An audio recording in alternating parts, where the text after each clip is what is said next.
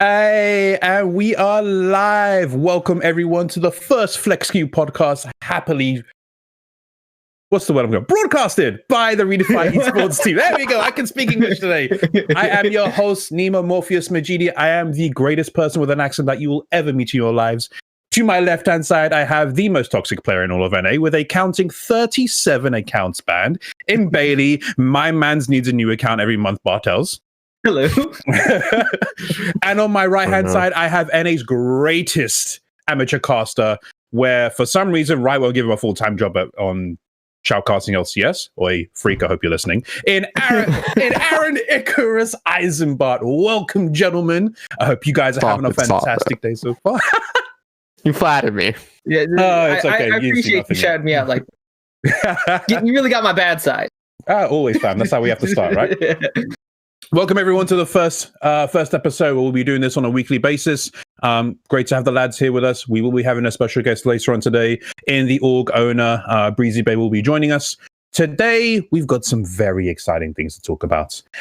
First thing I kind of want to touch base with is we just finished off with the regular season for both the LCS and the LEC. Hashtag NA is better than EU potentially.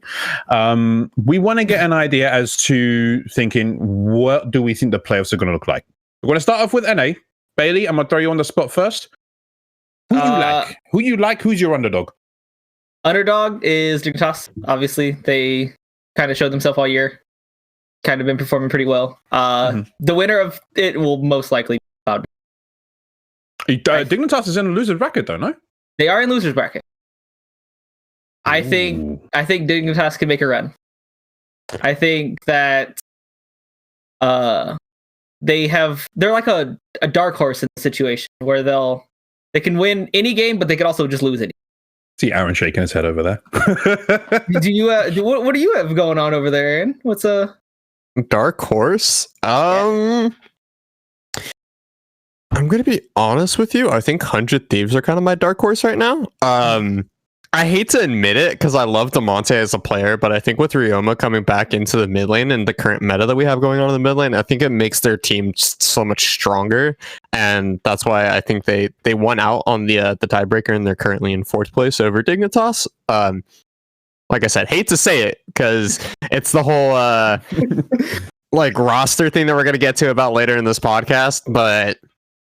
I think 100 Thieves is kind of my dark horse. I was going to say, stick around for some spicy stuff. We've got some few controversial opinions coming up, is the very polite way of wording it. Turns out if you put a mage player on mages, he can actually win games, unlike the assassin player. Oh, what a bloody well thought, right? I'm saying.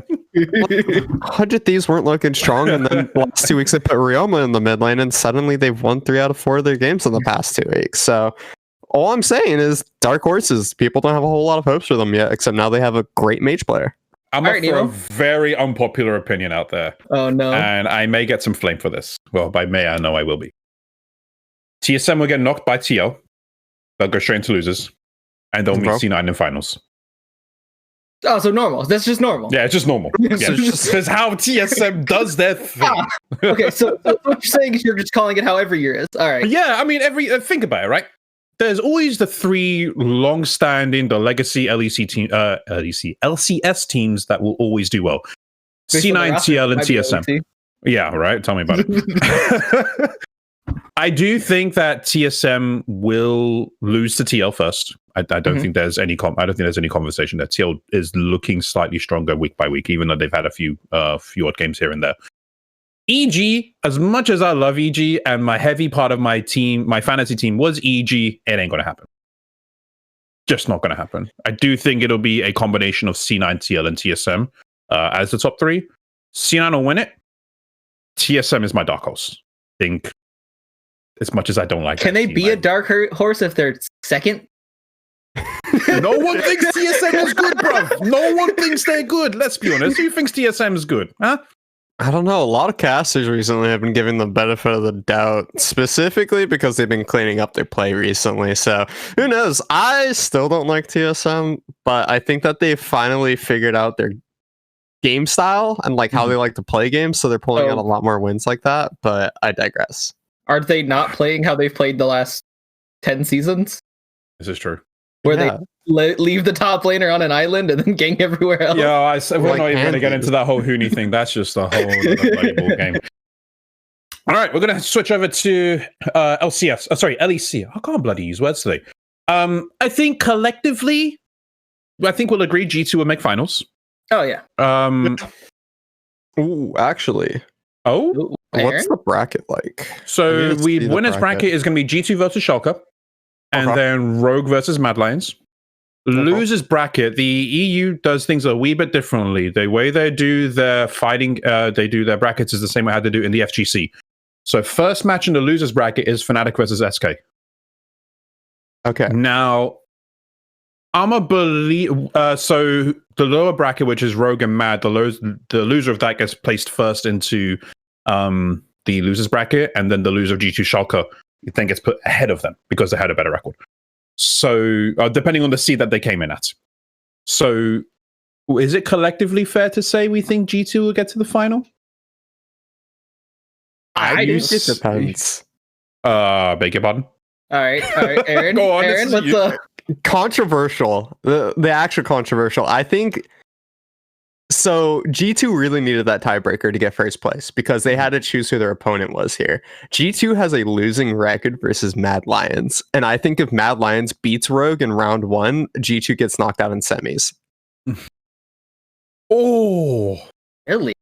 I'm convinced. I think Mad Lions have G2's number because Mad Lions is another extremely scrappy team that likes to play at G2's pace, but they can beat them. It's a coin flip. They're the best chance of being able to beat G2, and I would put money that if G2 isn't going to make it to finals, it's because Mad beats Rogue, and then they beat G2, and Mad goes to finals. So you're not saying it's because of our a young friend, God Gilius here, knocks them out. You think it's actually going to be Mad Lions who does it. I was going to say Bailey's popping off at that. My man loves his Gilius. We need to hit on the Schalke hype train on, do they make the miracle run this year? They almost did it last year. Wait, hold on. Isn't G2 1-1 against Mad this split? I don't think they have a winning record over them, do they? Swear it's an even record between the two. There was 1-1. It's 1-1. It's 1-1. It's 1-1. So have like even and or losing records versus Mad from last season as well. Here's the thing: everybody talks about the G2 versus Fnatic, but it's G2 versus Mad. Oh, please don't fucking tear my heart right there. Plays really well into G2. Fnatic has a losing record versus None G2. of us are mentioning Fnatic. Come on. So yeah, we're not talking about Fnatic here. Yes, Nemo. I'd like to raise my hand at this, please. Rip to my boys Fnatic. I love you to bits, but you done fudged up. Have you seen the new copy pasta for when the Fnatic game was playing the other day? Oh, when they were going to call Nemesis? Like, call Nemesis. We need him for summer. Yeah, we need him for summer. There was talks about Febiven coming in for Niski for playoffs. Now, part of that is potentially because they had a breakout of COVID within the Fnatic playset. Okay. So Hilly was stuck at home. A couple of their coaches were stuck at home as well. So they came out on their Twitter. Sam Matthews, the CEO, came out and said, hey, practice hasn't been that good because of so-and-so reason. I believe Yamato Cannon came out with that as well. So that's the reason why it kind of makes sense. They look like absolute trash. Do I think that they're going to get past SK? I'll be real with you. It's a coin flip. I don't see either one of them looking strong. If I'm a wee bit biased, I do think Fnatic will be SK. But whoever ends up against them in the next bracket round, Fnatic will just lose. I love Fnatic to bits. They are the best, in my opinion, one of my favorite teams, period. But it's kind of hard for me to, even as a diehard Fnatic fan, I'm just like, I'm not sure about this one, coach. I don't see it happening. So who's finals then? Who's the dark horse here? Finals. I really want it to end up being G2 Schalke. I really want Schalke to actually win something. All right. It'd be great for what their team is going through as well. On the always the bridesmaid, never the bride. Yeah, right. Aaron? I'll say it's G2 Mad. I say Mad beats G2 in semis on winners, but then G2 beats Fnatic and loses bracket and makes. Oh god! I'd like to call an end to this podcast. You don't have a good I'm sorry, but it's written in destiny. Like somebody spilled blood over this. It's gonna happen. Oh, Lord Almighty. So right. who's the next Fnatic member G2 steals? By the way, we got Caps, we got Reckless. Yeah, I mean, at this point, Whippo, Wonder doesn't practice at the game. He's openly come out and he says that he does not practice the game. He plays more WoW and everything else. He does not play solo queue. He does not play this game, and he still giga dumps on every so what top you're lane. Saying is Yankos is retiring. Yeah, it's self-made. Yankos is coming to NA to join C9, baby. Let's go. The GT reunion is happening. Okay. C9 is just going to become baby EU. Oh, hold that thought right there, sunshine. Oh, no. All right, so we got a good idea as to what we're thinking as far as how the LEC and the LCS playoffs will go. Give us a shout out, Twitter, ReDefy Esports. If you think otherwise, we'd love to hear your opinions. Throw them in the chat. Production, #Young Benjamin's right there. Would love to show us some new messages. If you think otherwise, we'll be reading the comments throughout the stream. If you have any comments or concerns, or you think we're just plain wrong, we're not. You are. Just let us know, though. Now, big thing dropped today. Patch notes. 11.16. This is an interesting one, to say the least. We have some very differing opinions on this. Cheers, production, for that. Big one, I think we can all collectively agree on, as far as the two changes are going to be Immortal Shieldbow changes. But more importantly, and how we think the jungle just going to giga change from this point, Xin Zhao. Aaron. Yeah, I'm so excited for the Xin Zhao picks, for these Xin Zhao changes. I think he's going to be the strongest jungler. I think he's going to take over the game. I think he's going to break it. God, am I allowed to just fully pop off and how about it? Run us down the kit changes. Changes. All right. So if I can take the audience's attention for 1 second, if you haven't read the patch notes, the W is getting an extended range. It is now also granting challenging on the second proc, so it's 1,000 range, so it's about a full screen, so it can hit you from downtown. By the way, grants challenging and also grants 3 seconds of vision, so already a huge increase to the utility of this ability.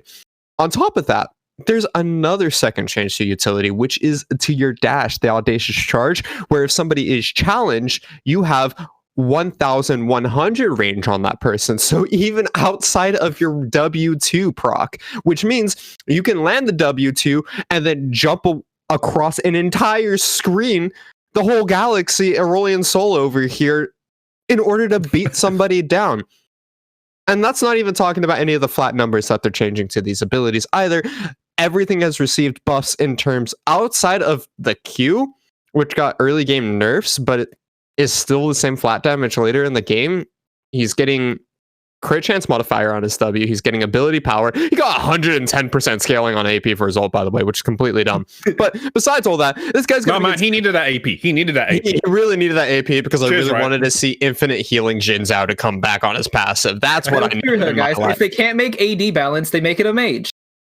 Come on, look, Shyvana has all AP ratios now. Twitch is not running around as AP. Still maintaining the fact Twitch W needs to ground. But anyway, continue. Yep, I agree. That hurts my soul.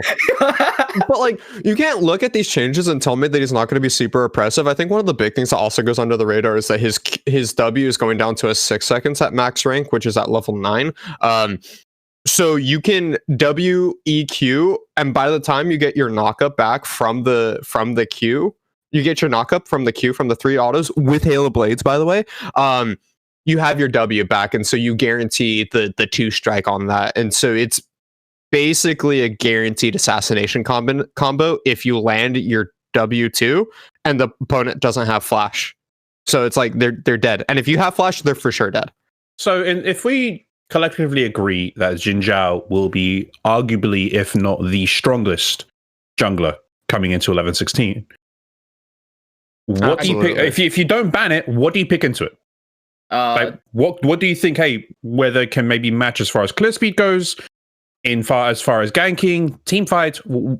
What do you do? Because at this point, from what I see, team fight, Xin Zhao's it's going to be almost like Drain Tank. Potentially. Oh Lord, here we go. All right.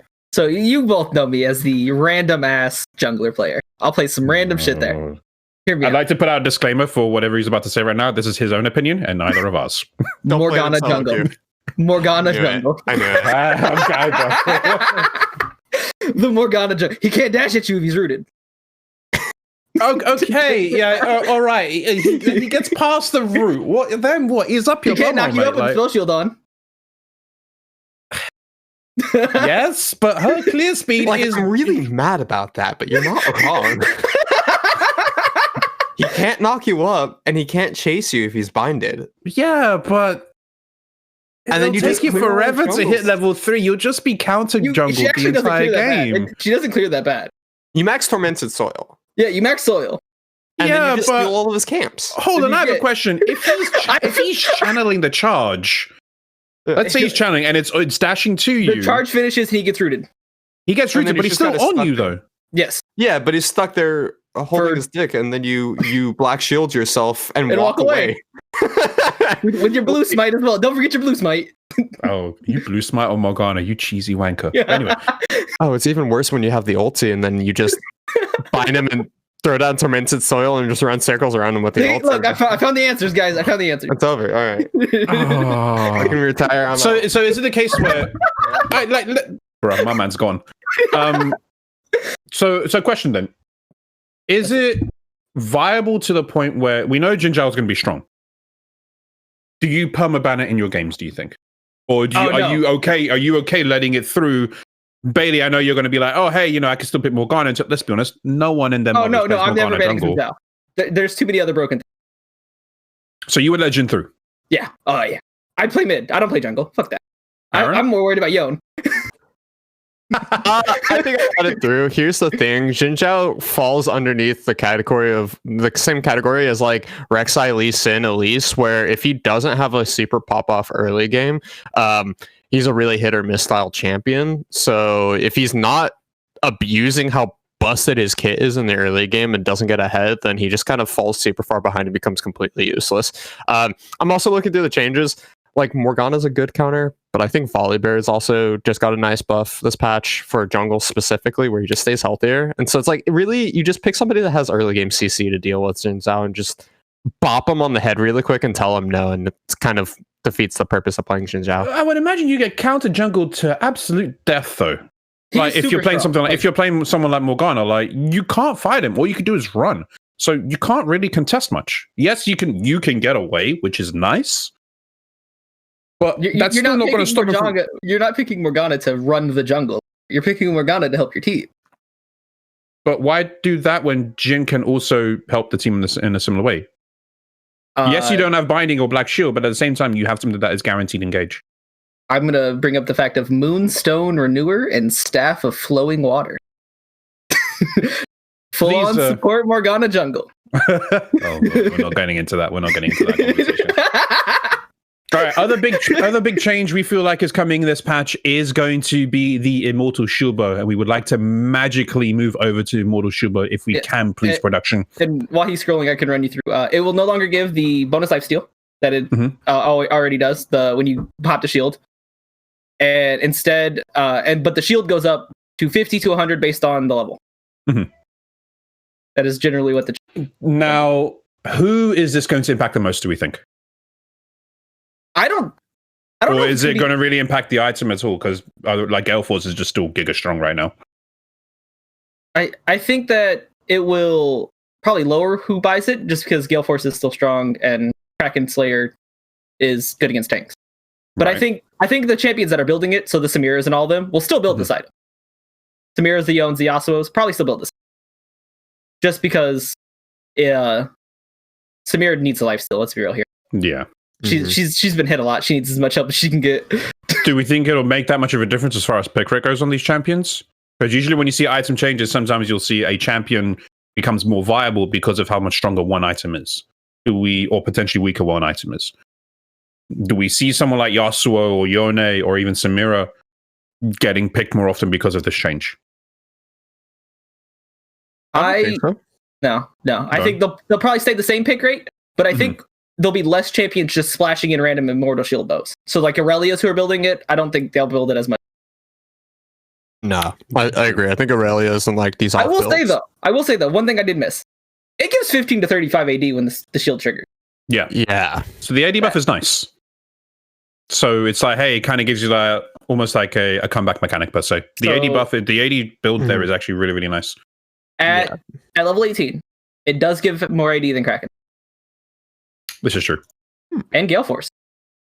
How often are games getting, at least maybe in solo queue is obviously different to pro play. How often are we seeing someone Level 18? use this item? Yeah, to hit level 18. Solo queue, yes. I mean, I don't see care what level rank 18 you're in iron to flipping diamond. Like your games are going to be lasting longer. I don't see level 18s. So that means it probably won't make that much of a difference. No. All right, Okay. my favorite change though. My favorite change. All right, let's hear it. Silas change. Oh Lord, here we bloody well go. Production, please give us a hand. His passive, the attack speed on his passive goes up 45%. So it goes from 80 to 125, I believe. Mm-hmm.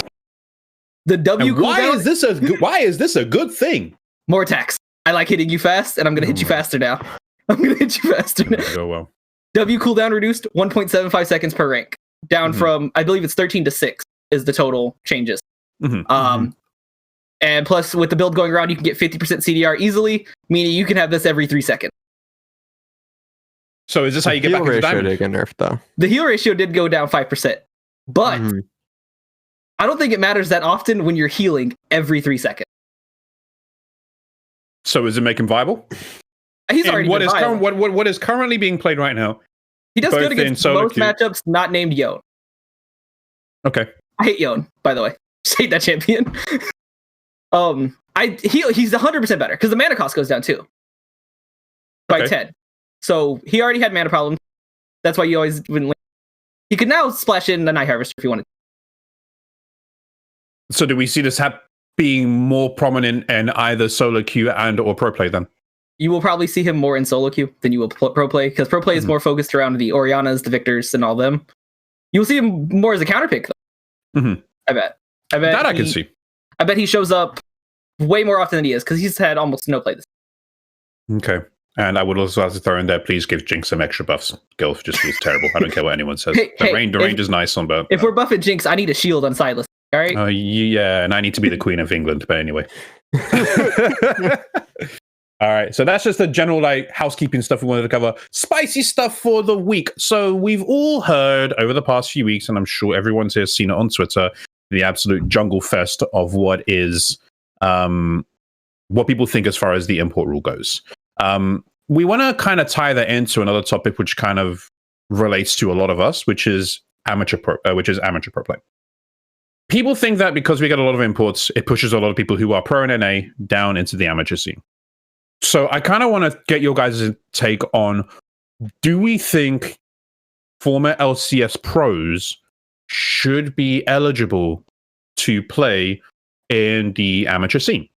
Okay, so I'm going to start just to get numbers out there. We're kind of amateur as proving grounds, right? Correct, yes. Okay, so in proving grounds, there's 36 teams. 8 of those players were former LCS players. For reference, No Org had 3, Sola had 4, and Zeus had 1. Okay. Now, I believe that in amateur, there should be no former LCS. I think, at least in proving grounds. Other amateur leagues, probably, yes. But the Riot sanctioned proving grounds, I think, should say only amateur players, people who've never played professional.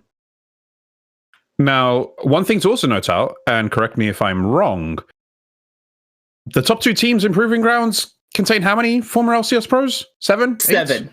So 7 of the 10 players that hit proving ground finals, or the 2 best teams in proving grounds, 7 of the 10 players are in some shape or form have played in the LCS, whether they've been there for a long period of time, or it's just like Dokla, because Dokla's been around the scene for forever, or even people who have had, just a short stints here and there.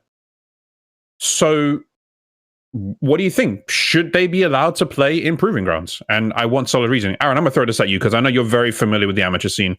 This lad is, like I said, greatest caster in the amateur scene history. What do you think? Like, should they be allowed to play?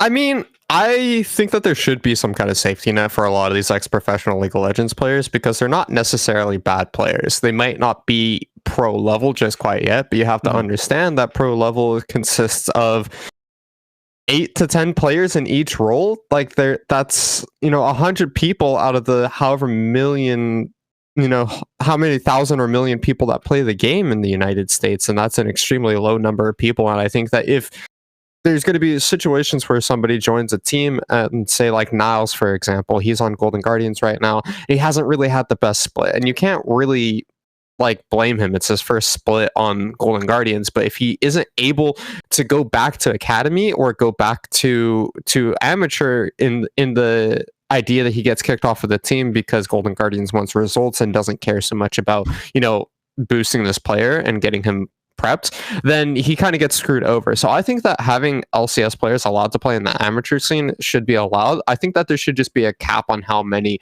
are allowed on one specific team. Because like Solafita has how many 4 players on there that are ex-professional, and then they have Winston as their one non-ex-LCS player. That's not cool, you know what I mean? That's providing opportunities to new players, but you could increase both the competitiveness of the amateur scene by not allowing single organizations to hoard all of these ex-professional League of Legends players, and also by forcing these players to play harder for their spots and allowing for there to be more diversity within these tournaments and not have some really stacked rosters. Imagine, like, I would love to see a world where these proving ground teams still have 8 professional players, but there's 1 or 2 on each team, and so you don't really know which team is going to come out on top because you're not looking at Solafita and being like, it's 4 LCS players on Winston versus a bunch of randos that is, wildcard gaming or whatever. And it would just make it so much more entertaining for the amateur scene, and it would provide more competition and also give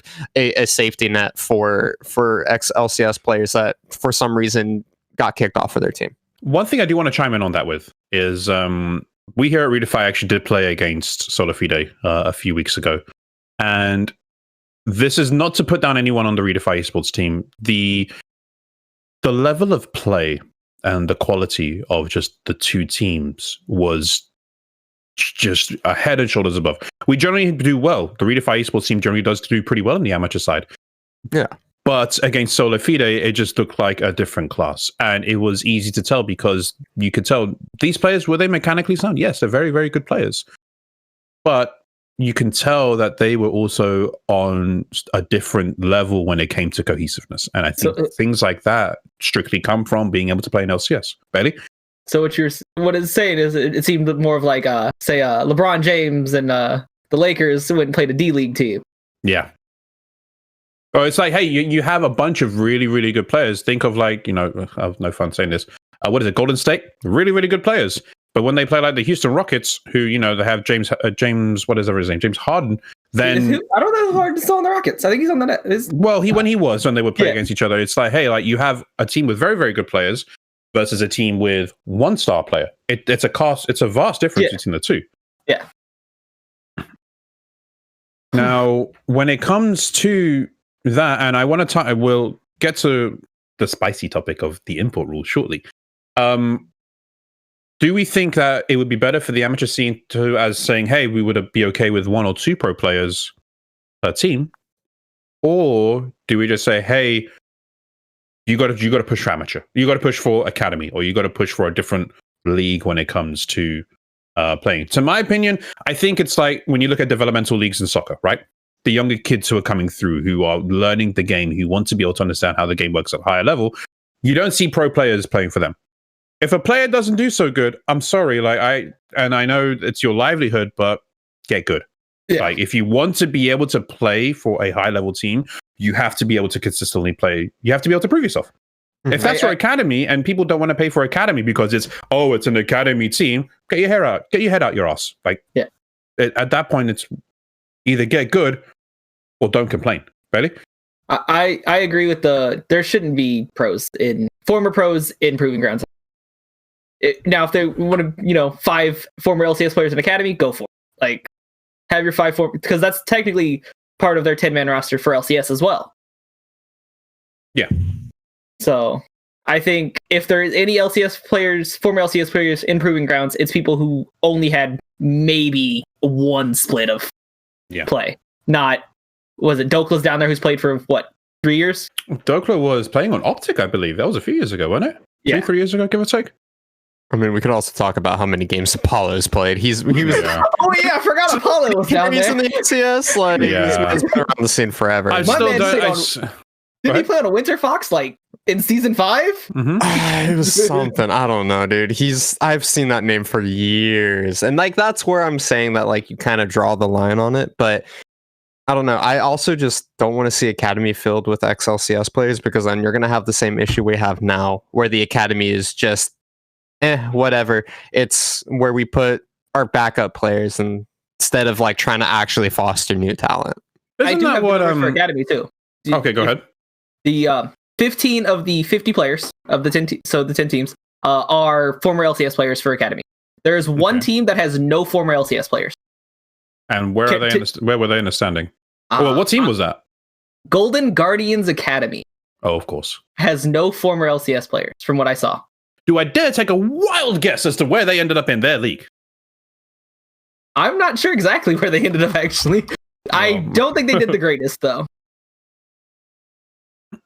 To answer your question, Reed, Bailey, to quote what he said, did Bailey say that people can be in academy but not be in proving grounds? I think what Bailey's trying to say is we would want to see proving grounds to be an area for developmental talent, where we would want to see people who are trying to grow within the amateur scene be able to play against people again in the amateur scene to show like, hey, I'm good against these other players. I deserve a pickup. Yeah. And then the caveat was if like one split of play in LCS, like say, I think Tuesday had one split of play in the LCS, but he's played in academy for years. So should he be able to play in proving grounds? I don't think so, actually. Now that I'm retaking it, I don't think so. I think we're looking more for Cat Evolve. Did he play in academy? No, he didn't. So yeah, Cat Evolve probably. Okay. Would be the better one. Also, Golden Guardians not Academy. Cat Evolved, but maybe, yeah. Well, okay, not counting his history. We'll save that for next week's podcast. Be sure to tune in. Okay, so I have the numbers. Golden Guardians. Fair chance. Golden Guardians Academy finished Go ahead. last place. They tied for 9th. Okay. Mm-hmm. The rank 1 team was Team Liquid Academy, actually, who only has one LCS player. Cloud9. Yeah, they tied. Both TL has 1 and C9 has 2. Okay. And the team with the most is Dignitas with 3. Oh, that's actually fun to hear. Oh, so I still think in places like Academy, it should be, if you're not quite at LCS level. It's actually 4 on Dignitas, but... Is it 4? Yasui played on Echo Fox. Oh, did he? Like Okay. For like one split. I had never seen the name before, so I didn't know. Yeah, I looked into it and I didn't see anything. Hashtag side notes, Cat Evolve actually did play on TSM Academy. Yes, okay. Evolve actually was on an academy team as well. Okay. Correct. I think last year, actually. Okay. So that's where I still believe that if you've played in LCS or if you played in Academy, that should be the minimum that you go for. If you're having to go down to proving grounds, it's for different reasons. You've already proved that at some point of time or another, you are good enough to play in Academy or in LCS. You have to be able to hold yourself to a higher standard at that point and to say, hey, this is where I want to be. Sometimes it's the case where, time moves on and you're not able to keep up. And that's fine. But at the same time, you have to understand that, hey, generally speaking, the esports life expectancy of a player is not terribly long. So you have to try and think ahead and think, you know what, if I don't seem to do so well in a year, just like Formula One, a driver has a bad season and they're gone. They don't remember you. Wait, I mean, didn't Double have like a 6-year season though? That's if you're a good player. If you're not that good of a player, shouldn't everybody aspire to be a good player? I don't know, but Double F is trash, but anyway. Boy, I swear to God. I'm sorry, I've never been a fan of the lad. I just haven't. I think that he never had enough competition in the AD carry, which is what has helped him shine. But anyway, so kind of tagging on to that, and part of the reason why some of us feel that we see a lot of these people potentially playing in Academy and Proving Grounds, and I'm sure this is something that a lot of people have seen online. Reggie and Vulcan kind of got into a bit of a heated discussion about it, where Reggie was fined something stupidly nominal, but I'll save that rant for another day. Should we be lifting the import rule within North America? Now, we understand that this, as of this year, I believe, OS has been, I guess, pulled in as the adopted brother of grandfathered in. Yeah. Now, we have varying opinions, and some of them are quite controversial. Aaron, I'm going to throw this at you first. Should we keep the import rule? And why? Yes. Absolutely, we should keep the import rule. I just think that North America really lacks or really suffers from a lack of in what are the words I'm looking for? You're not the only one that can speak. North America really is suffering from a lack of like homegrown talent. And I think that there's been a couple of players recently that have really proven that to me. Demonte, I think, is the number one thing. Even Niles, who I've put a lot of focus into and has been a big focus for Golden Guardians, even if it's negative for Golden Guardians, having that history of like, this is a North American player, this is somebody from the scene, this is somebody from our home base that is showing up on the stage is really, really important for developing new talent and for developing our existing talent. Bailey? I think we keep the rule, but I think we lower the restriction. How so? I think the wildcard regions or emerging regions, so the CIS, Taiwan, regions like them, be allowed to play the Commonwealth of Independent States area. Yeah. Be allowed to play kind of like us, where they're not considered as imports. NA has notoriously kind of beat all of them teams, so it'd be nice to add to our pool of players with players who could possibly be better. I mean, we've had, what was it? Gigabyte Marines a couple years ago, smacking up G2 and all them. Or, what was it? What was the team? The Russian team that made it out of groups. Oh, I don't know. No, it wasn't Unicorns. It was a team with R6. No, they played against G2 and Rocks Tigers and got out of groups with the brand support. Yeah, the toxic brand player support. I can't remember what bloody teams, but yes, we know what we're talking about. Yeah, there's also that one team. This is with that's the one I remember. Dumbledore? Oh yeah, I mean that was Fenerbahce, no? I believe that was Fenerbahce. Albus Nox Luna. Thank you, Logan. Thank you. Albus Nox Luna. That's the one. Cheers, mate. I'm gonna throw a wrench in the system. I think you're both utterly wrong. I think the import rule needs to go. Like, just done. Period. In all regions. The import rule just should be done and dusted. In all regions? All regions. Done and dusted.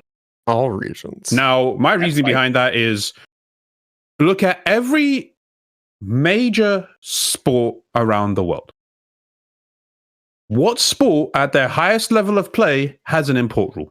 What do we consider? With the exception being, with the exception of when you're representing your country of origin. You know, when you see that's what I was going to point out is the Olympics. Yeah. It's the Olympics, the World Cup in football, soccer, stuff like that. That's one thing where you look at it and think, okay, that's the time when people are quote unquote region locked. I want to see NA win a team. I really do. Like, I want to see NA win I don't give a damn who it is. It can be TSM for a second. Thorin's head can blow wide open. I want to see that, actually. I'd love to see that. I'd love to see his mental expert. And Monte Cristo standing over like, well, I told you so. Anyway, I want to see NA win a Worlds. I really do. I want to see them compete. I want to see them do well. The only team that's done well in recent memory is C9, and they hit semis, 2 years ago, give or take? Prior to that, 3 years ago, they've never gotten past quarters. NA's number one seed has never done well at Worlds. C9 is the only NA team that has done respectively well. I don't know what you're talking about. TSM speed ran all the way to the airport last year. Oh, yeah, they did, right? they got left back on the plane. You guys want to see 100% glitchless airport run? No, there was a glitch there. They didn't play around Bjergsen. Yeah, they should have had Bjergsen play around the team, and that's not how you do it. Thing, right? We had remember LMQ back in 2014, oh, yeah. 2015, the all Chinese team. Yeah, Zhao Zhao. Do we have to talk about that team? Well, here's the thing: when LMQ came in, Chinese team, they rocked NA. They finished third, didn't they? Did they finish? Well, regardless, they set the scene on fire because it's like, hey, this all random import team came in and finished a lot better than at least half the league. They will say they eliminated Curse. They stopped I Will Dominate from making it. Yeah. So why can't we have that? Now, I'm not saying every team is going to have 5 imports. Not every team is going to import things from China or Korea or EU, blah, blah, blah. You look at places like CSGO and Valorant, a lot of them have mixed teams as well. Yes, they will particularly come from a region, particularly with like CSGO. I believe Liquid's team was Brazilian at one point. They do well. I want to see NA do well. I get so frustrated as an NA fan where I support on teams like Cloud9, TSM, TL. I want to see them do well. But you have to think, what will help these teams do better? I don't like siding with Reggie. Everyone knows I don't really share a great deal opinion with him. This rule needs to go. If this rule goes, think about the type of players that we can bring in that will also potentially help create a more healthy atmosphere with solo queue. NA is the only place where people don't give a damn about solo queue. How many times have you seen, what's that fool's name? TF Blade. Unranked challenger, number 64 million times, and I'm bored out of my skull watching it because it's the same content. Yes, there are underlying issues like people say ping, location-wise, we need extra servers, we don't have a large player base. You get rid of the not having a large player base by removing the import cap. When you bring in the best quality players in the world to a league, that forces them to be able to say, you know what, more people want to come here, more people want to play here. We should invest in our own infrastructure here. Maybe potentially get a second server, or maybe potentially finding ways to lower ping. That's how they do it in China. They have such a large player base. Hey, you know what? We're just going to create the super server. I think there's like 10 servers in. Yeah, 8, granted, like yeah, it's silly. Yes, they have a much larger player base than we do, but people, they just don't take solo queue seriously. They just don't. People here are just like, oh, I'm a grief in solo queue. I'm going to take my one trick river into, challenger and, wave my dick about. But anyway, that's how they say, oh, hey, I'm a good player. No, NA just sucks. There is no way that NA will ever hold a candle at Worlds unless we get rid of that. I will say there's one thing NA will. Yeah, the first to get back to NA. That and the bank account side. I saw a comment in the chat. I don't remember who it was. I would be downlifting it if it meant we had salary caps, because people like Sword Art don't get 6 million. That could be a. That was I believe it was Logan who threw for there to be a salary cap, there has to be a union. True, and that would actually make things very difficult. I think that if the import rule left, I don't think there's a chance we don't discover players like Blabber. Mm-hmm. Because why? Will people like players like Blabber not already shine through Academy? Because he's good. He's a very good player. But is shining through Academy better than shining through the LCK? It's not. So you think players like Blabber will never discover him? Will never discover players like Vulcan? We discover them, but they don't leave Academy. You think they stay there? I don't think they leave amateur. You think they leave amateur? I don't think they even leave amateur. What purpose would any team have to even bother looking at amateur if there's no import rule? Like, what's the point when they can just continue to poach players from other regions? Already, but other regions will also poach players from us as well, though. Let's say, why would anybody poach from here? if for some bizarre reason Reggie's like, oh, sorry, I'm not even going to put Reggie. Liquid, man, paid by Steve. He buys Faker. Uh-huh. Think about it. Okay. Faker comes here, and then you get Chovy who comes here. Then you get the Shy who comes here. Not necessarily on the same team, other teams. You get Caps who comes here. You get Reckless who comes here. But why would who's not going to want to play? Who? Huh? Why would they want to play here when they have to play on 60 ping to practice? Well, if you play see everywhere else, and that's where the whole argument about infrastructure comes through. If you're able to upgrade the infrastructure and you get these players who come over here, other players are going to think, you know what? I want to play against Faker. I want to play against Caps. I want to play against Reckless. I want to play against Chovy. I want to go to that region. Could be fucking EU for all we care. I want to go to that region and play against them. So you're saying no worlds, just one big LCS. Wait a minute. Wait a minute. At this 100 team LCS. 100 I'd lose my damn LCS. marbles on that one, to be honest with you. The largest Swiss bracket you've ever seen in your life. Think about that round robin. Think about that round robin. Think about the fantasies on that. A new game in the round robin. Double Elim. One thing I would want to get an opinion on is someone who is a orgoner within the amateur scene. And lo and behold, we just so happen to have someone.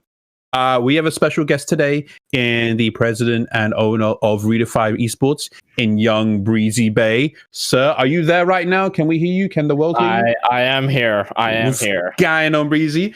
So, kind of chiming in, we wanted to kind of get your opinion on it. Well, we can see you now. What up, Sunshine? Hey, hello. So, we kind of want to get your opinion because you hold a unique view, at least from the four of us, as to what an import rule may do as far as potentially damaging or potentially helping building the amateur scene. What do you think?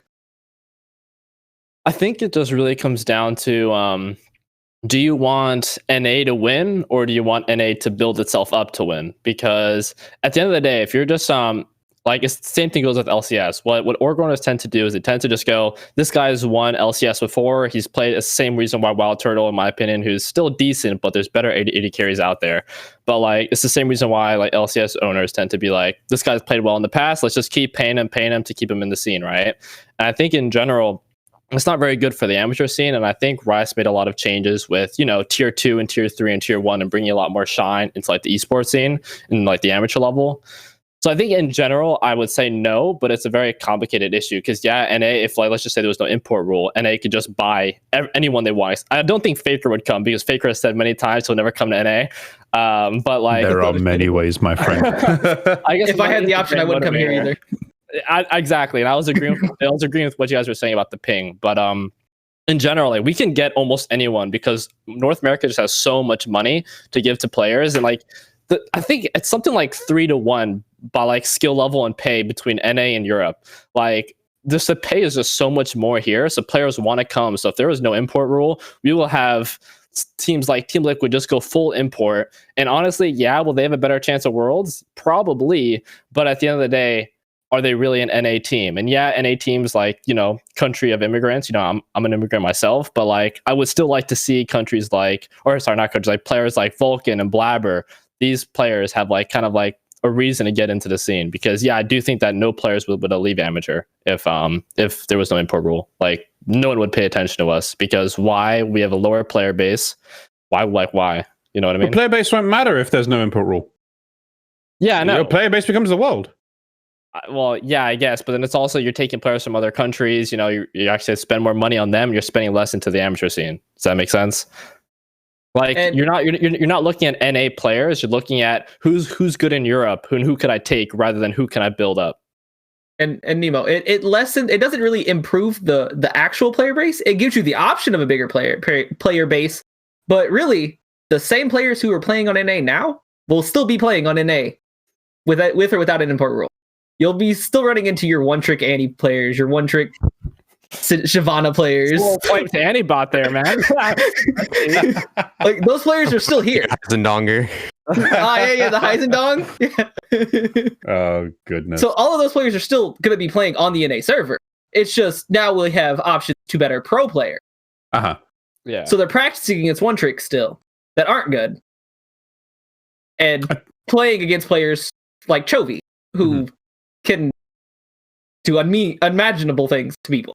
No, you keep that to yourself, darling. I mean, the question is, do I think it'd be good for solo queue to bring in players like all these international players? I do think it will, but at the end of the day, it's like, what is pros and cons? What's more important? And I think that it's more important to try to focus on the amateur scene, which is what Riot's starting to do. I think this is a big move by them with trying to include amateur and academy teams and really trying to show amateur talent. So we do have a lot of talent. Like we have players like Fire who have consistently won amateur and then never get any kind of shot. And there's super good players that just need the kind of infrastructure that LCS teams can provide. That if they get the resources, they can be star players, but they just never get a shot. But I think that's starting to change now. I think this is one of those topics where there's good and bad on both sides. You're always going to get pro on one side and pro on the other. You're always going to get con on one side and con on the other. Trying to put the two together. Again, you're always going to get ups and downs with it. Ultimately, at the end of the day, I think we can all agree. Yes, me being an EU fanboy, I still want to see NA do well. I don't want to see just the odd run like Cloud9 makes. I want to see consistently an NA team do well at Worlds. I want to see them take games off the LCK, the LEC, and the LPL teams. I want to see them, like, for example, Liquid. I would love to see Liquid do well. I'd love to see C9, hashtag to your boy Perks. I would love to see if TSM get there for them to play well. I want to see an NA team do well. Not just 1 year, though. I want to see them be consistently competitive. Hey, they did get out of Group 1. They did get out of Groups 1. Who, TSM? TSM did. What, didn't they get a buy in that? They did get a buy. Man, they got dumped by Samsung White, I think it was. I will say, they are the only team to take a game off Samsung White. Oh. But, yeah, but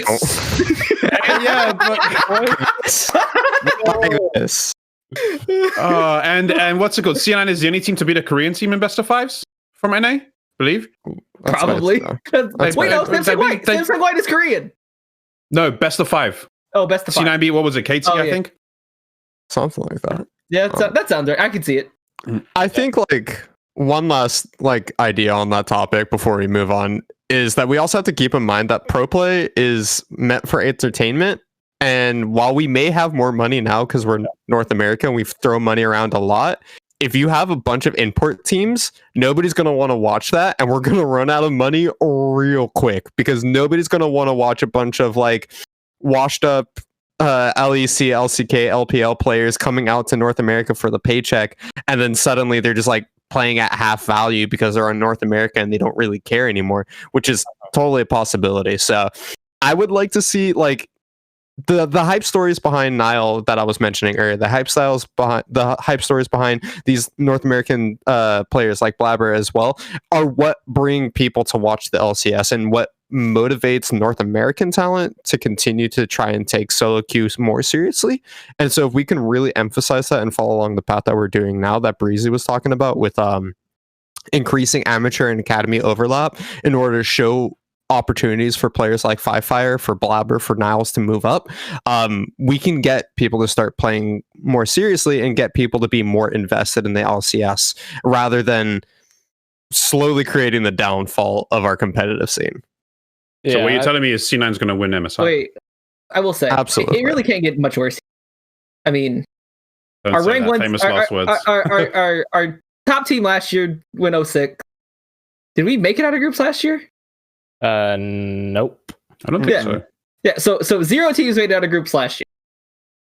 Yeah. I think you just gotta see it as because every single question has a lot of different answers and it's more complicated than people may think. Yeah, it can be solo queue's bad, but you have to think why is it bad? Is it because our culture is bad? Could it be that we just have a smaller population of people? Korea, I don't know what the statistics are between how many people they have playing, but I can't see Korea being that much bigger than us. I would assume that they're smaller than us in terms of how many people play League, and yet their region is so much better than ours, I think it's just gotten down to player base, and I think ping is a little bit to say, but I think at the end of the day, culture is a little bit to play, and I think in general it's what's going to take us to the next level, you know what I mean? And I think we're starting to get on that kind of train now. And I think it's just about improving the solo queue experience. But I mean, it's gotten so bad that LCS teams are starting to make their own in-house servers just so they don't have to play with the aids that's a solo queue. They literally have their own servers to play on because it's that bad. If it's that bad, something needs to change. So sorry, go ahead. No, you can go. So actually, based upon that, there was a survey done in 2017 by Statista where they broke down of the world's League of Legends players, what percentage of players come from each region. Just shy of 25% comes from EU West. Korea is at 23.5%. EU Nordic and East is 13%. NA is 10%. Holy, really? North America has one of the smallest player bases just because the culture of North America doesn't like MOBAs. We're much more heavily into Call of Duty, Fortnite, and other massive first-person shooters. Huge on CSGO. North America is huge on CSGO. Yeah, we really got into it once we won our first major with I think it was Cloud9 that won it. It was Cloud9, I'm pretty sure. Boston major, yeah. Yeah, it was once we got into that, and now we're huge into Valorant as well, right? It's other game coming out. We have so many hyper competitive teams coming out of North America for Valorant. We're just, as a culture in terms of NA, just more into first person shooter games than strategy games. And Korea's always been a strategy game. They always win StarCraft 2 as well. So they like those faster paced thinking games, and Americans like more reactive, flicks, headshots, montages, 360 montages. FaZe Clan, let's go. Hell yeah. Wait, what I'm hearing is I want to throw a quick disclaimer out there. That region does not include China numbers, because China numbers is China numbers. So, it's kind of hard to get that. Take it all with a grain of salt. There's so many servers, so hard to tell. Ready? Your statement made me forget mine. Oh, so what you're saying is that us growing up watching the FaZe Clan hype montages has breeded us into being more. a first-person player. So we blame everything on FaZe Clan. Chicken gremlins. That's all we are. We just want our highlight clips. That's it. That's all we want in life. I will say that is where my toxicity comes from, is the depths of Call of Duty. Oh Lord, I think one of us, right? Xbox Live when you're a 12-year-old. You never come back. You come out a different person. That's all I'm saying. So part of the show, we want to get to know our guests a wee bit better, find out things that a lot of us may not know about how their world works. The nice thing about Breezy is we are all fortunate enough to get to work with him quite closely, being part of ReDefy Esports. Couple things I would want to, at least on my end, know, and I'm sure some of the chat can also throw out questions. If you have questions, throw them out there right now. We've got about 10-15 minutes where we would want to kind of bullet time them at Breezy, get his opinion of what your questions are. Couple things that we collectively came to an opinion on is you've been part of esports for a while. You've been running this org for a fair bit of time. What would you say, as an amateur org owner, what would you say is the hardest parts of just running an NA organization on the amateur side of things? I mean, running an amateur org has a lot of different issues. Like, it has very ease of entry. I think it's pretty easy to start an org. You just start a Discord. Hopefully, you have a little bit of friends to kind of join in. Well, it's got an ease of entry, but the part that comes hard is trying to build upon that, right? So you see a lot of amateur organizations that die after like a couple months, maybe their first league. And I knew one owner myself personally that I don't want to say the org probably is probably not a good idea, but no, that's not a good idea. but he did it for like, I want to say 4 years, and he just put so much time into it, like up to like, 40 hours a week on top of his full-time job, because, that's a big issue I was going to get into, is the money issue with amateur. But he put in like 40 hours a week around there. And it's like, he just did it for so long, and he tried so many strategies to kind of bring income in, do new things. And at the end of the day, it's like, I guess the main issue is that there's just so little money in terms of amateur. I think that's the biggest issue right now, and I think that's the biggest issue of building up players. Yeah, like coaches cost money. You have to get graphic designers for things. If you really want to go to the next level, you have to invest. And then usually it's really hard to get sponsors because there's not the biggest viewership in amateur either.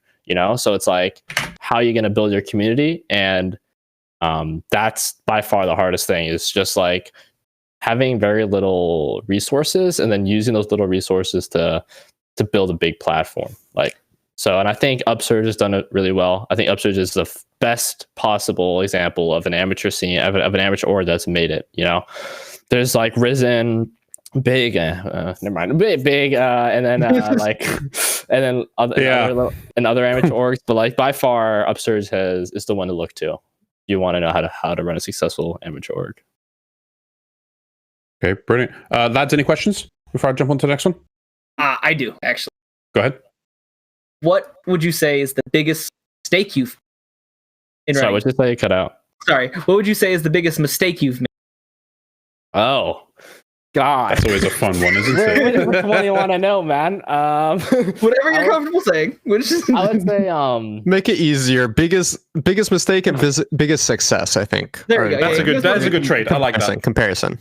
Yeah. Well, I'll start negative then, because that's how I like to do things. Yeah, I would say I would say the biggest mistake is trying to, and Benji can comment, is trying to be too ambitious for the resources we had at the time. So like a lot of times, like I would try to be like, let's just do this, and see what happens. Like for example, like the Diamond League we wanted to host like earlier on.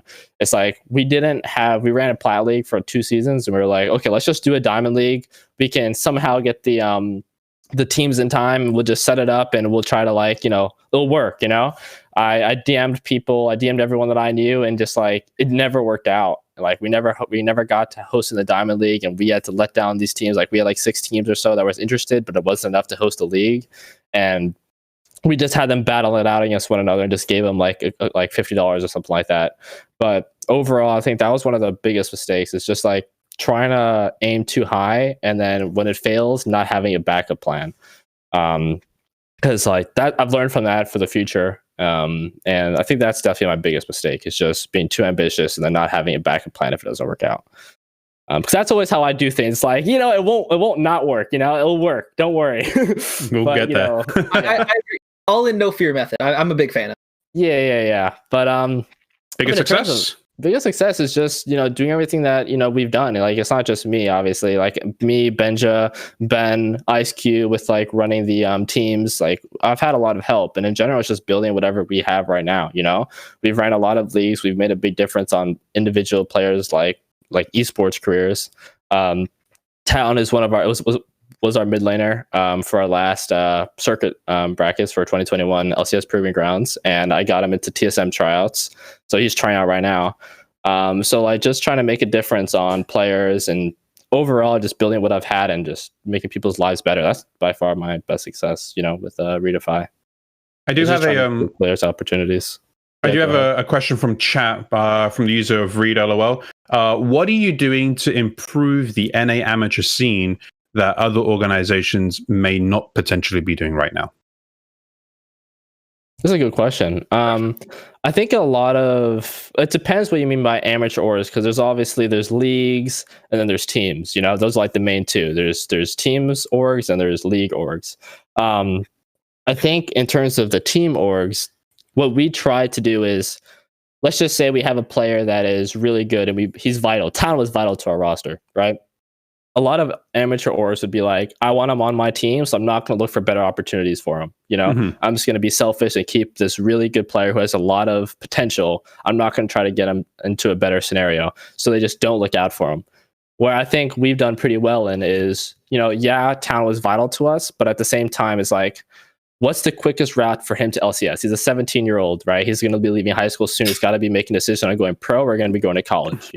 He's got this decision. So it's like, what's going to exponentially lead him from amateur to pro, And so I saw T Summer doing tryouts, and I contacted, like the staff over there, and I got him in. And so far, I'm pretty sure it's going well. But I think that's the biggest things that amateur orgs do is they're very selfish with their players. I don't think many orgs are like this. I think most are trying to do good, but I do think some are like this. In terms of leagues, honestly, it's just about trying to build players up, because I think that if you just look in like the average solo queue ladder, I would say maybe, 30% know about the amateur scene. Not many regular League of Legends players know anything about it, and therefore they don't really try to improve to get to that level, because they just think, oh, LCS, look how good they are, I'll never be able to get there. That's how a lot of platinum players think. Well, I think there's actually a lot of potential within players, like with in terms of like looking back their games. They never really think about, should I look this game back? It was probably my team's fault. They don't really have the right coaching. And I think a lot of players have potential to get bigger, but no one knows about the amateur scene, so they don't actually look to improve. So I think that's something that we've tried to do, is try to interact with the regular players by like posting on Reddit, posting on even the League of Legends, just Discord, trying to communicate even our solo queue lobbies. Players don't really know much about it because I have it on my bio. I think that's a big thing that we try to do that I don't think many amateur orgs do, is try to contacting just regular players, and not just already like just posting in amateur Discord so people already know about the scene. Mm-hmm. I think it's all just about growing the scene. I think part of it is I've been playing the league since season 3, and the common thing, and lads, you can attest to this as well, is we often hear people who get stuck at D4. Like once you hit D4, like it gets very, very difficult to grow from there. Oh, I've left D4. Huh? I've left D4. I don't know. Which account are we talking about here, huh? Which account are we talking about? I should leave D4. I left D4 and made it to D3 and then ended back in black. Really? I don't see that account anymore. I can't reference that. We're sure. Can I look it up really quick? I have screenshots. I have screenshots. What? I have screenshots. I guess the question could be like, we see a lot of people who get to that point and they think, you know what, I'm hard stuck D4. These are players who are, decently well mechanically sound, but they struggle to get past. We've seen a couple players who can get pushed through to D1 Masters as well. Are those the type of players where an amateur org should look at to say, hey, this person's mechanically sound enough in their role to get to, low to mid-tier diamond? Are they the type of player where we should look at to say, you know what, maybe this person just needs a little bit of tutelage or a little bit of training to say, you know what, this is how you can get little mechanical things that can help you grow.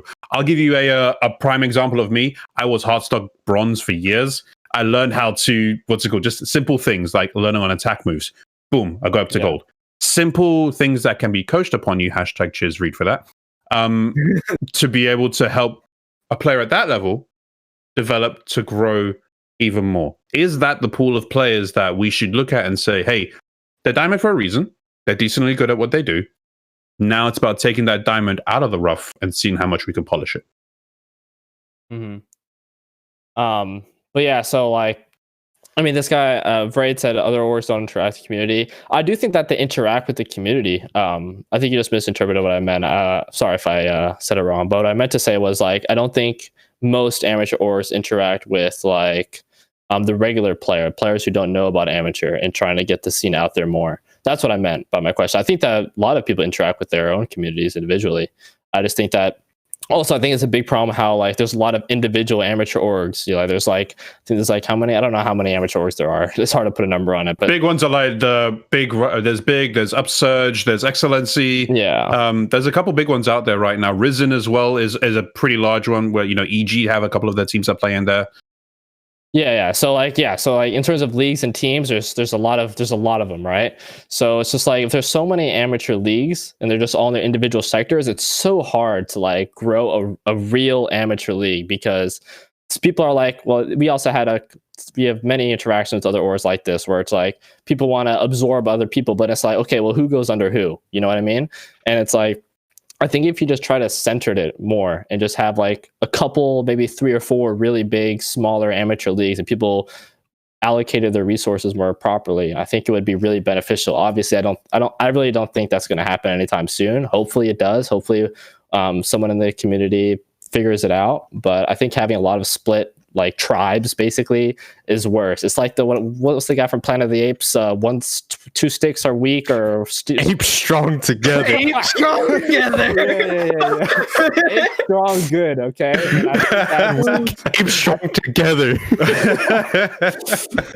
What an analogy. Now we've tied back into stock. I know, right? Oh, let's not get into that conversation.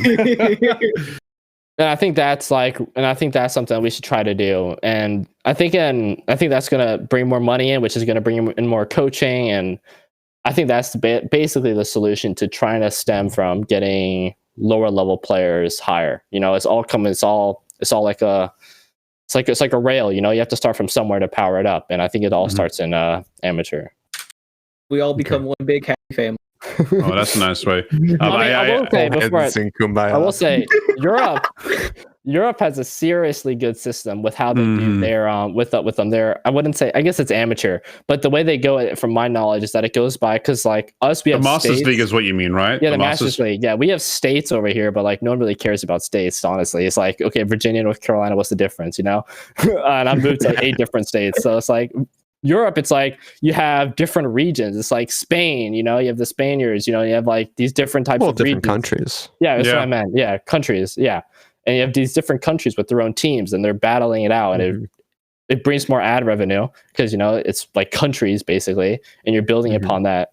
I think one nice thing that, just to chime on for the EU Masters thing, all the organizations in LEC all have teams within that region. One nice thing I think NA is starting to do is, correct me if I'm wrong, right now we have 100 Thieves, EG, C9, and I don't know off the top of my head if there are any other teams. Sorry? TSM has made. TSM has just made one. They're starting to make one, yeah. Yeah, that's what TSM next, right? For. So I'm really hoping that they kind of channel the same kind of energy and organization. That's what happens in EU, where, they're localizing talent. Fnatic and Excel do heavy within Britain. Schalke does heavy within Germany. G2 heavy within Spain. Like they are trying to localize their own talent. And I feel like if we're able to do that, something on the US side, where we can say, hey, yes, I know we have a third of the player base, I believe, compared to Korea does. But they'll go up. Yeah, but it's like, hey, you can get more people to play if people see easier avenues of saying, hey, I could be really good at something. And there are leagues where, it's not LCS, but it's leagues that I can get into. It's not LCS though. And that's what helped develop and grow talent, I think. So go ahead. Sorry to interrupt. No, go ahead.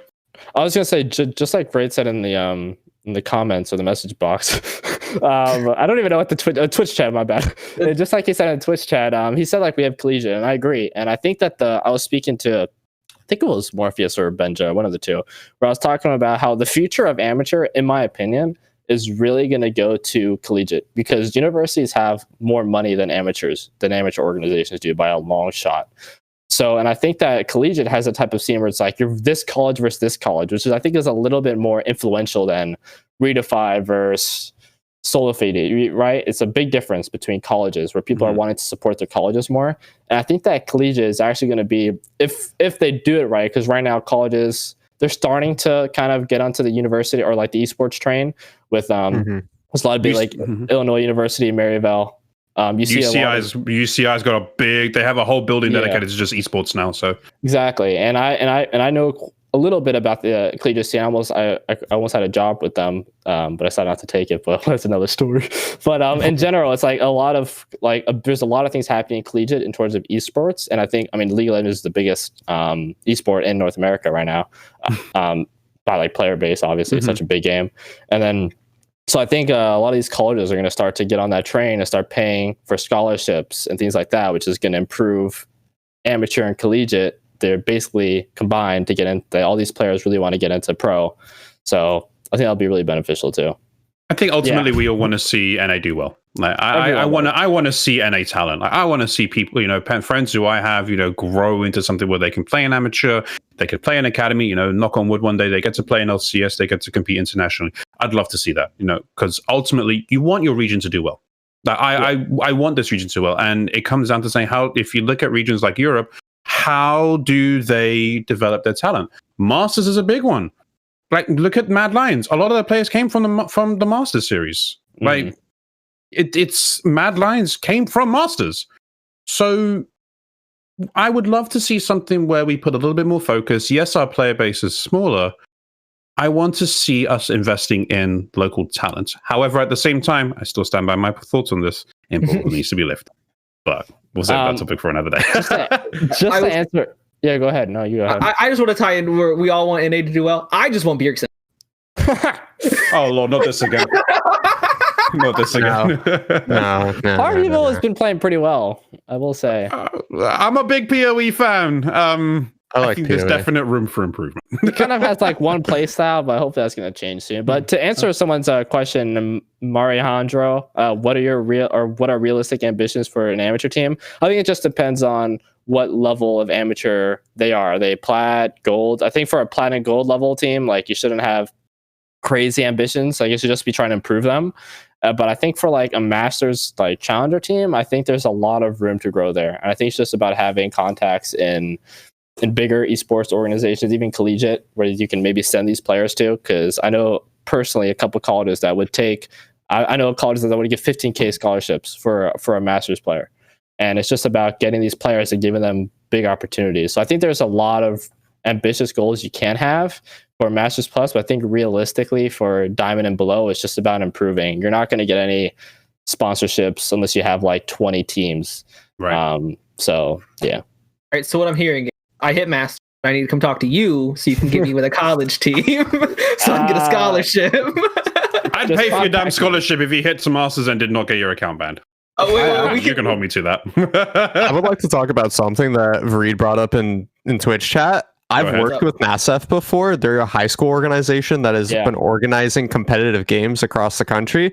And I think that if you can somehow get NASF, collegiate, and amateur to all kind of lined up, and we can create almost the same hype that you get for like college level football or basketball, oh my God, we would have like one of the best competitive esports scenes out there. The issue is trying to create that scene.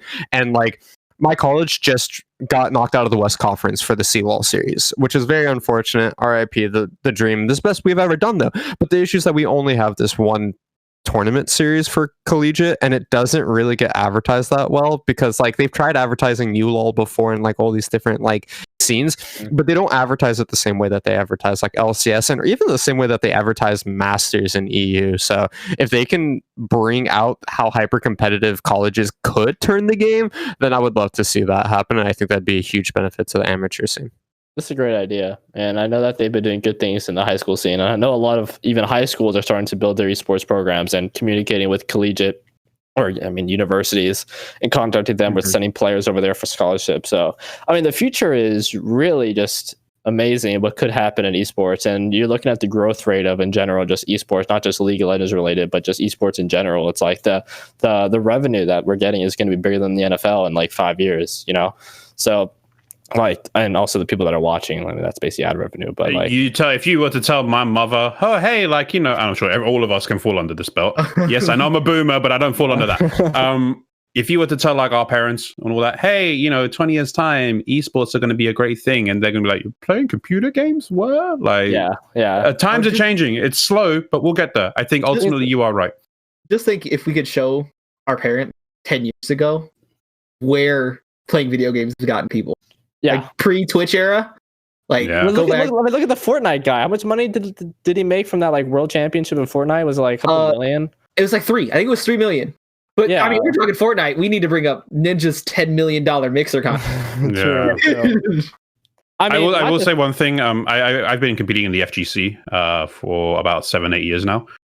Every year when we would go to EVO, which is kind of like the mecca of fighting games, every year it's just got bigger and bigger and bigger to the point now where finals for the past 3 years has been broadcasted live on ESPN. So, it's there, it's growing. We just need to continue to do what we're doing just to help continue to grow.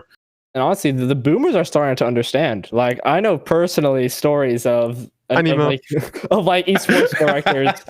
So I know an esports director who's in Arkansas, right? Who isn't the biggest gaming state, you know what I mean? He literally had to fly to another state just to convince, because the parents thought that this was some kind of scam, because he was telling them like, yo, your son is a really good Rocket League player. He's got a $15,000 scholarship to come to our college. Let's get him on. They're like, oh, it's a scam. Just don't respond. He literally flew over there and he had to convince them in person that, yeah, esports is actually offering scholarships now. Like, that's how bad it is with a lot of people. Like, they just don't understand anything about esports. It's about education is a big one. Like, if we can teach people that. And millennials and Zoomers, they know. Zoomers! I hate that term. And they know about esports, And I think like over time, obviously, like given 10, 15 years, when they're starting to be more of the parents, I think that esports is going to really, really grow and it won't be held back. I think we'll get there eventually. I think one day within our lifetime, I think it'll get to that point. Exactly. One thing I would want to make, and I'm going to sound a wee bit selfish here, we want to make sure that we kind of try and push ourselves to the forefront of amateur, so that when amateur does eventually completely blow up in ways in which we've discussed today, we can say when we're older, when you're all boomers as well, hey, I did that, or I was a part of that. I think that will be really exciting. So what you're saying is when we go to the moon? We're already on Mars, bro. Mars? All right. The boy Elon's already halfway there. And this is a little off topic. We can talk about it another time, but I've been reading a lot about like simulations and like brainwaves to like get like no keyboard, no mouse. You basically just like. I'm not trying to sort our online this shit right now. All right, I'm pulling the plug on this before it gets started. That'll be like VR competitive to a new level, man. Just wait for that. Imagine you're playing. I'll got one for you. You're playing Ashe. You're a bot laner. You're playing VR. You have your bow and arrow, and all you hear is the Rengar ult. You're like, oh shit. That'd be terrifying, man. You remember when Rengar had no you hear the Kled indicator?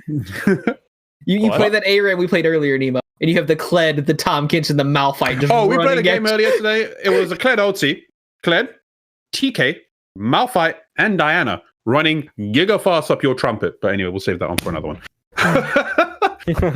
Do you guys remember when Rengar had no indicator on his ulti? I quit League for like 3 months. That's before my time. This was not fun. You just randomly got kitty catted and like instantly dead. That was also, by the way, when he was at his strongest. And as an AD carry main, could not play the game. Permabanned or dodged every single game. Oh, don't worry. He was permabanned when I was playing in Diamond too. All right, so I want to say cheers, Breezy, for hopping on. Really appreciate you taking the time to come join us on the inaugural ReDefy FlexQ podcast. I want to say a massive shout out to Bailey and Aaron, to the entire Twitch chat for joining in. Be sure to follow us on Twitter. We will be streaming this every week, Tuesday, 7 p.m. Eastern, 4 o'clock Pacific. If you have any comments, you want us to talk about anything specific, feel free to shoot us a follow and message us at ReDefy Esports on Twitter. Be sure to follow the rest of us as well. We'll have our handles out there. But cheers for tuning in, guys. We really look forward to seeing you guys next week. And be sure to let us know what you want us to talk about. Have a great evening. And thanks again. Yeah. See ya. Peace. Bye.